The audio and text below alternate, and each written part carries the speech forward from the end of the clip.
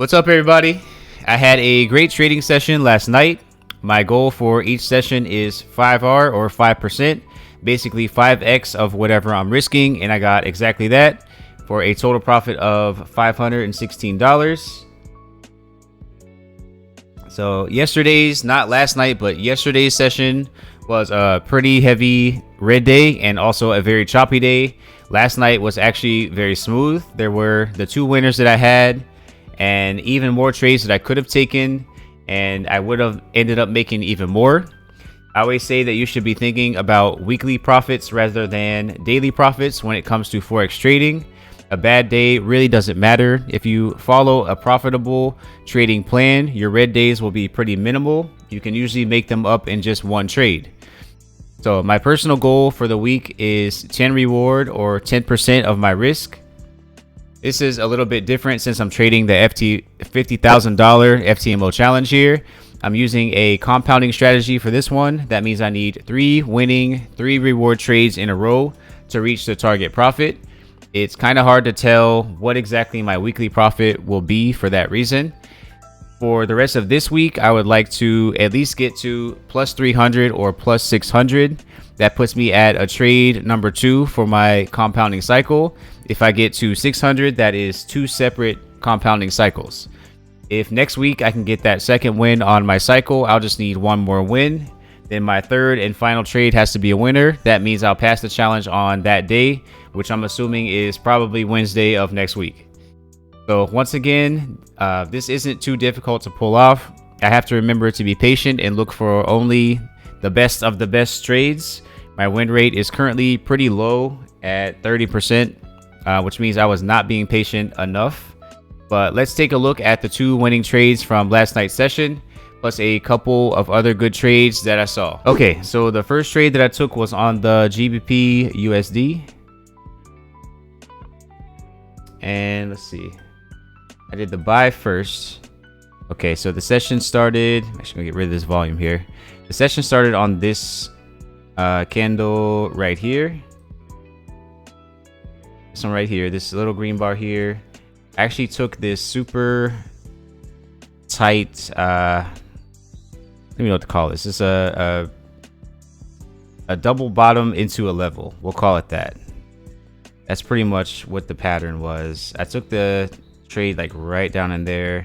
Really tight stop loss. I remember I had a 4 and a 12. Or no, I'm sorry. It was a 5 and a 15. 5 and 15. So it did like barely go to 3. I actually took the trade a little bit early at 2 reward instead.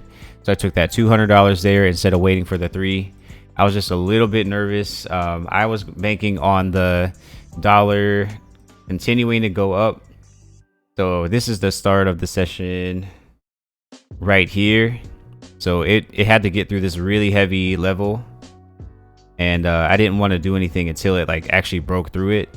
So at the start of the session, it had came down a little bit.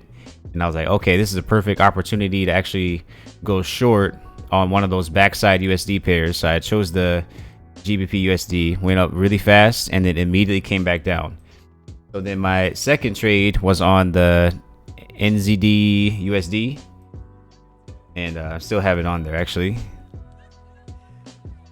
So that was that one there. So I took it right here. So this was almost that same move that I took on the GBP USD. It went up first and then immediately came back down.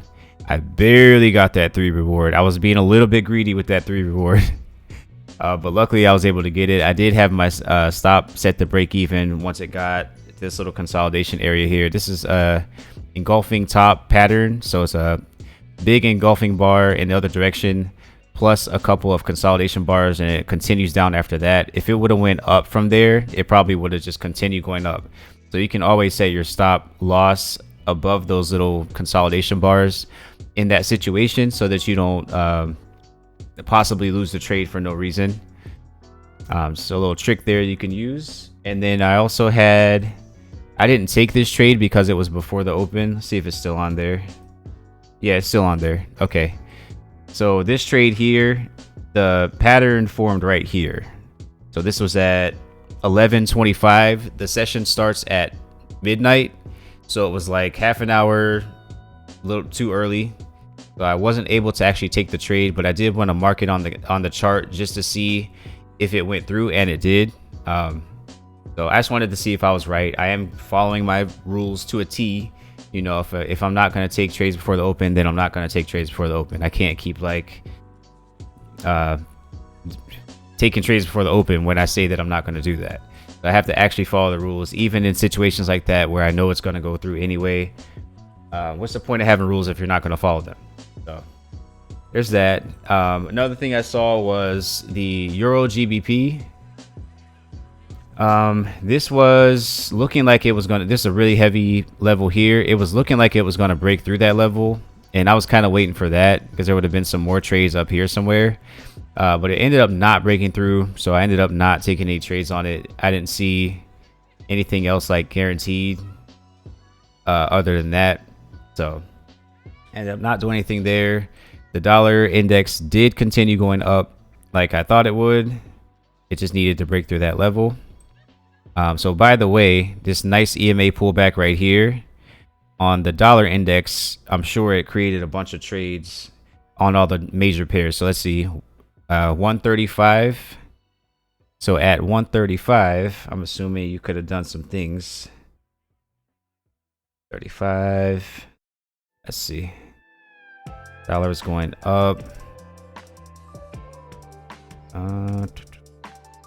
Here we go. So yeah, 135. Okay, so remember that Euro GBP is coming down at this point. So you had another good trade here. 8.24. Let's see if it goes. Yeah, 8 and 24. Now this one took forever. Again, I was already sleeping at this point, so I didn't even see this, but this was another really good trade opportunity just based off that dollar breaking through that level and pulling back to the 21 EMA. Those are pretty much the best trades. Big nice pullbacks to the 21. Yeah, so that was pretty much it. I only took the 2 trades. Like I said, there was a bunch of opportunities, but I'm happy with my performance from last night. It looks like I'm definitely back on track here. Keep in mind that there is a 10-day minimum requirement for the challenge. This is why I don't feel the need to rush through the challenge. Just keep it nice and steady until you get to the win. At worst, you can keep the account in a profit and go for the 14-day extension that FTMO offers. As long as you have a positive balance, I believe, of 5% or more, you can extend the challenge an extra 2 weeks. If after that you still weren't able to reach the target, you also do get a free retry as long as your account is still in a positive balance. So they definitely do reward people who are patient and steady, consistent with their trading. I agree that traders should be that way anyway. I've been more reckless trader in the past, especially my first year and a half or so, and I can tell you it is definitely not the way to go. Of course, I'll be streaming again tonight for the London session starting at 11:30 p.m. Pacific time. Be sure to stop by for that. Hit that like button if you're enjoying the content. It really does help the channel, and I definitely do appreciate it. So that's all for now. Remember to always trade responsibly, and I'll see you guys later.